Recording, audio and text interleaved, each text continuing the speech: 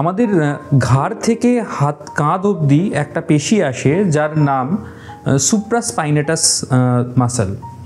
এই সুপ্রাস্পাইনেটাস মাসল কিন্তু প্রচণ্ড গুরুত্বপূর্ণ আমাদের হাতকে মাথার ওপরে তোলার সাহায্য করার জন্য। তো অনেক সময় এই সুপ্রাস্পাইনেটাস মাসলে কোনো রকম আঘাত বা টান, কোনো ভারী জিনিস তোলা, এই কারণে অনেক সময় দেখা যায় যে সুপ্রাস্পাইনেটাস মাসলে ছোট ছোট টিয়ার হচ্ছে, এবং এই টিয়ারগুলোর ফলে যেটা হয় সেটা হচ্ছে ব্যথা তো হয়ই, তার সাথে যাদের এরকম হচ্ছে তাদের মনে হয় একটা সময়ের পর হাত তোলার যে ক্ষমতা, সেই ক্ষমতাটা আর নেই।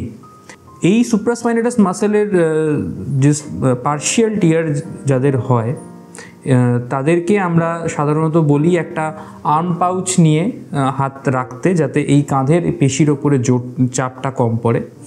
তার সাথে আমরা ব্যথা কমানোর ওষুধপত্র দিই, কিছু এই যাতে মাসেলটা নিজে নিজে গ্রো করে তার জন্যও কিছু ওষুধপত্র দিতে হয় কোলাজেন জাতীয় জিনিসপত্র দিয়ে।